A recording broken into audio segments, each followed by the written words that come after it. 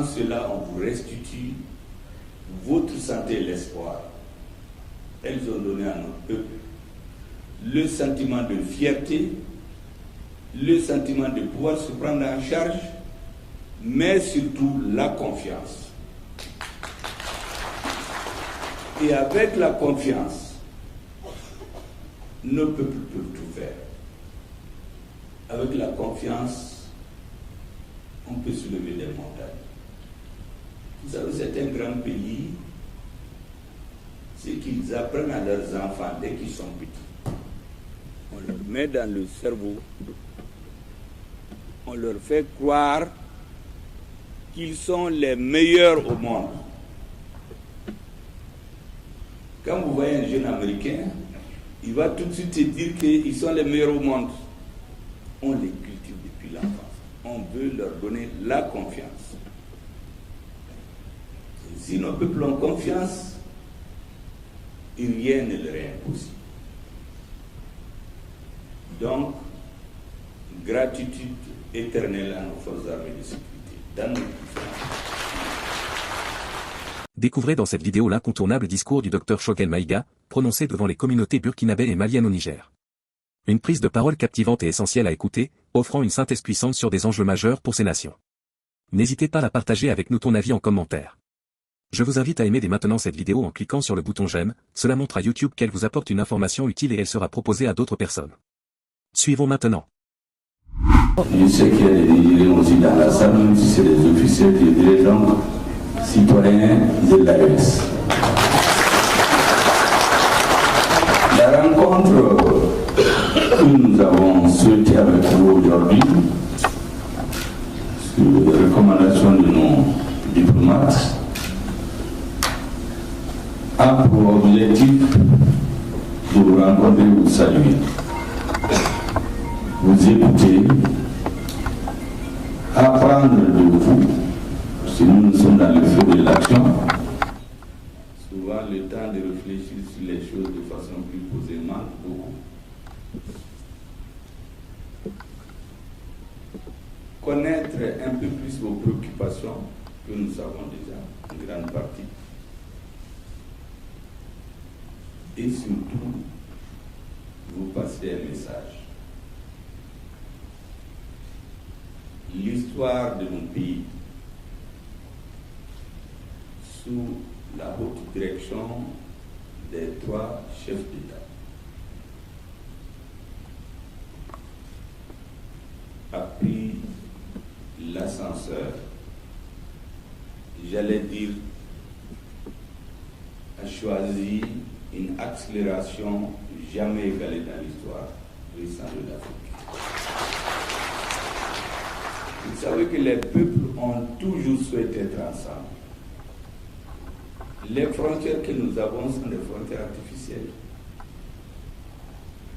Ceux qui ont des parents anciens combattants savent très bien que de l'armée coloniale, ce qu'on appelle abusivement les tirailleurs sénégalais, autrement dit les Africains noirs de l'Afrique de l'Ouest, leur langue de travail c'était le doula pratiquement. Parce qu'en réalité, les vrais combattants, les hommes les plus braves, ils venaient du Sahel, de la Haute-Volta en son temps, du Niger et du Mali. Ces hommes et ces femmes ont toujours souhaité être ensemble. Les contingences politiques ont souvent amené à des considérations loin des préoccupations des peuples. Aujourd'hui, un heureux concours de l'histoire, survenu à la suite des malheureux concours de ce qu'on appelle abusivement la lutte contre le terrorisme, ce heureux concours a fait que des dirigeants ont émergé de ces 3 peuples pour les conduire. Nous sommes convaincus, nous souhaitons vers des lendemains meilleurs. Ces lendemains reposeront essentiellement sur l'affirmation de la personnalité de leur peuple, de la souveraineté de leur État sur l'ensemble de leur territoire national, du respect strict de la forme républicaine et laïque de nos États. Nous avons donc des présidents qui se sont donné la main. Aujourd'hui, ce qu'ils attendent, c'est un soutien inconditionnel à toute épreuve, pour que même s'il leur arrive par circonstances historiques d'hésiter, la force et l'engagement du peuple va les pousser à aller de l'avant, au-delà des limites prévues. Vous savez, dans nos 3 pays, les régimes sont survenus par la suite d'un calcul longtemps mûri par ceux qui sont au pouvoir. Pour la plupart du temps, ils n'avaient jamais pensé arriver au pouvoir. Mais les souffrances des populations, sous le couvert de la lutte contre le terrorisme, donc l'insécurité est à la base de la survenue des gouvernements de transition dans nos 3 pays. Et aujourd'hui, la claire conscience que ces hommes ont, qui sont tous des hommes qui ont fait le terrain, ont commandé sur le terrain, c'est que sans l'affirmation totale de la souveraineté de nos États, l'affirmation de leur indépendance totale vis-à-vis de certains donneurs de leçons, nos peuples ne pourront pas aller de là. Une fois c'est donné, accepté par tout le monde, donc la ligne est tracée. Pour le reste, nous comptons beaucoup sur votre engagement, sur vos conseils, sur vos idées, sur vos orientations, pour aider les gouvernements à résister. Parce que l'AES n'est pas du goût de tout le monde, pour ne pas dire plus.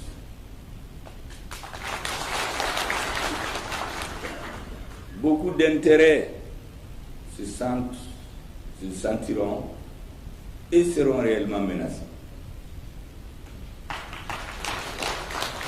Donc, les intéressés ne vont pas s'asseoir.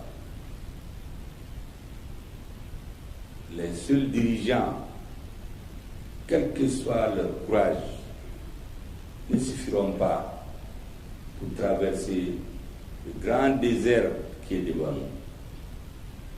La détermination, la conviction des dirigeants ne fait pas faute aujourd'hui. L'engagement aussi des peuples. Mais vous savez, les adversaires pensent que tout ce qui se fait en Afrique, c'est un fait de paille. Ça ne peut pas durer. Il y avait la même ferveur au moment des indépendances. Mais en moins de 3-4 ans, ceux qui sabotaient ou qui étaient opposés ont eu raison de cette idée à l'Afrique. Et c'est pour cela que vous aurez compris, dans l'hymne national du Mali, quand vous écoutez les mots, n'importe quel Africain va s'y reconnaître. On dirait qu'on parle de son pays.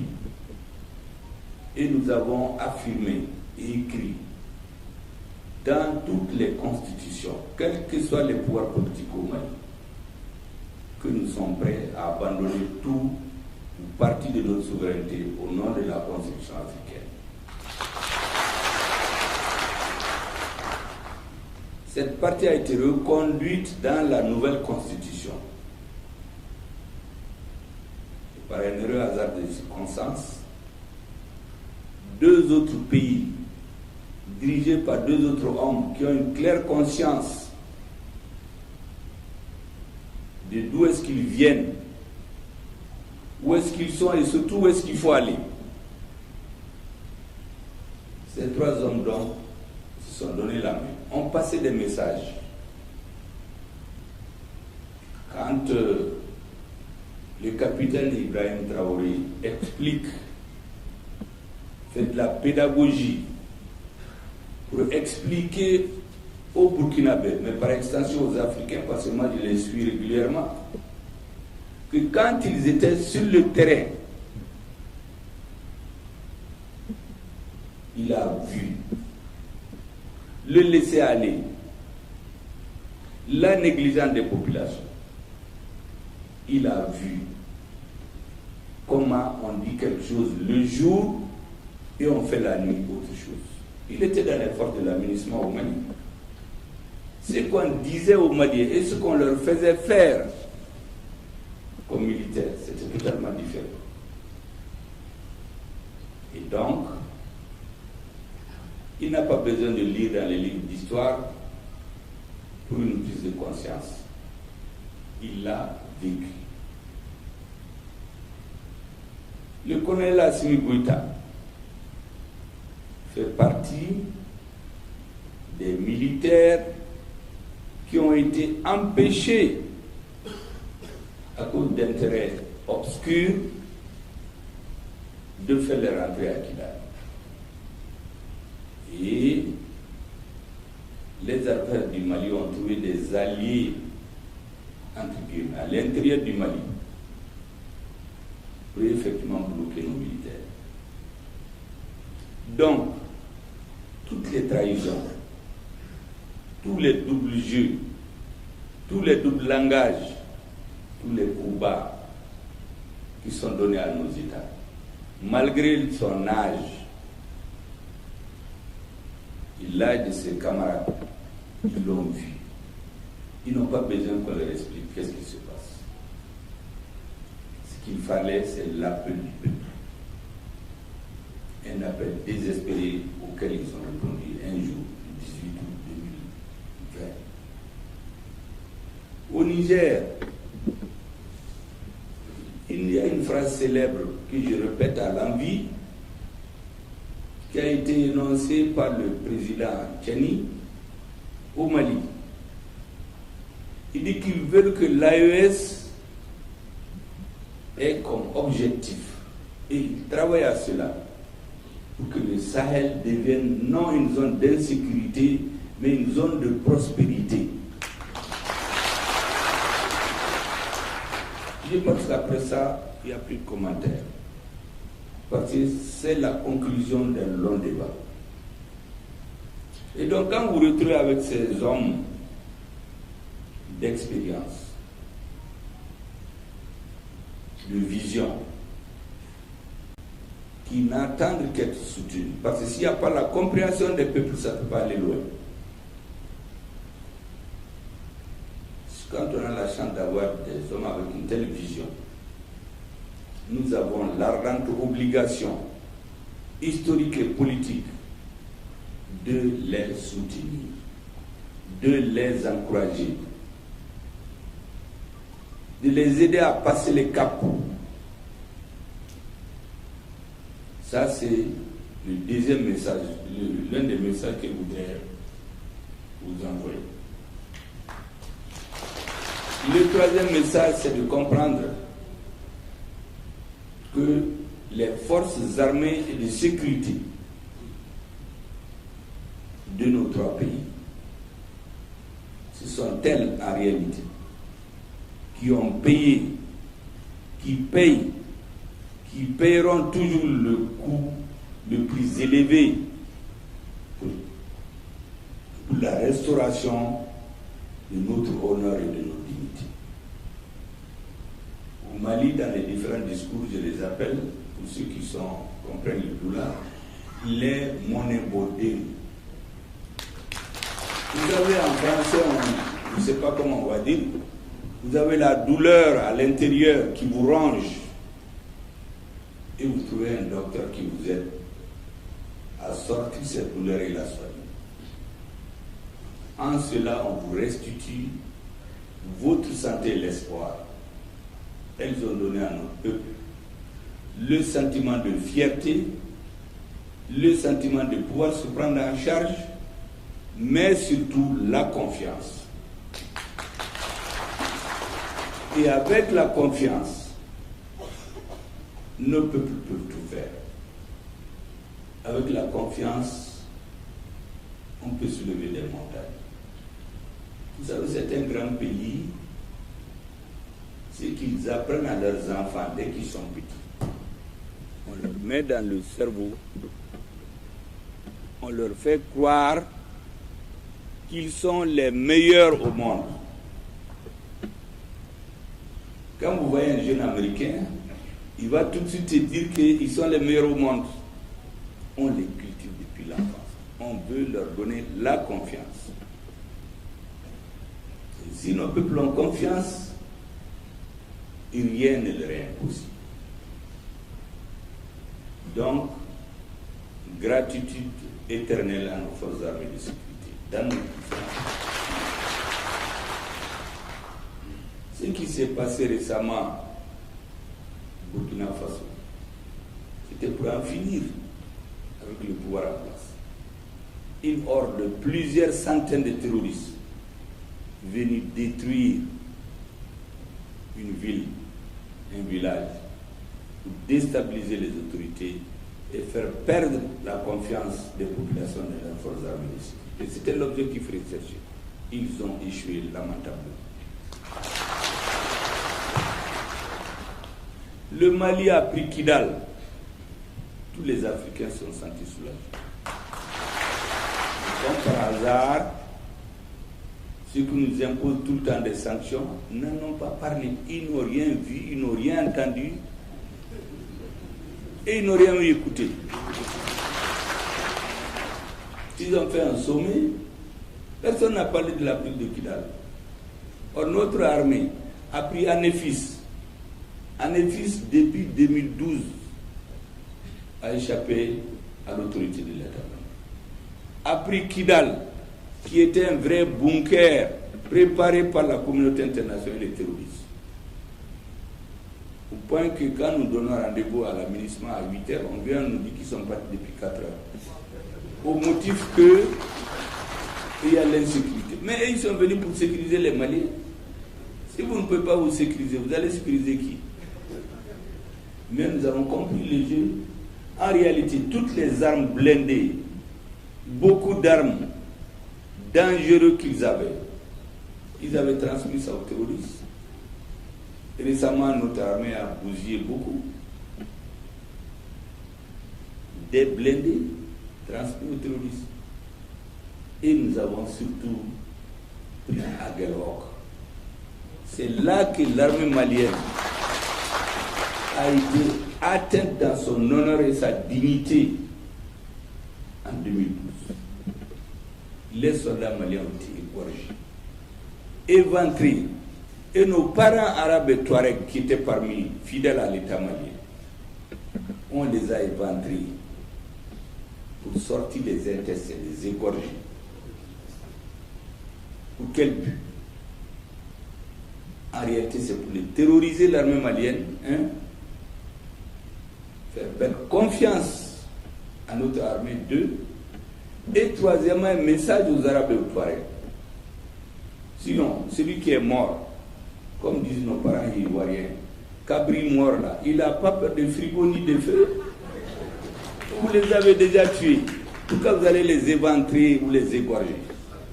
Les Arabes et les Touaregs. En 2012. Et notre armée vient de prendre Aguelhok.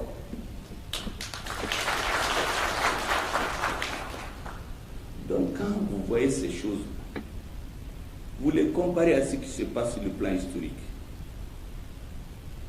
Vous ne pouvez pas ne pas être sensible. Sauf si vous avez un autre objectif.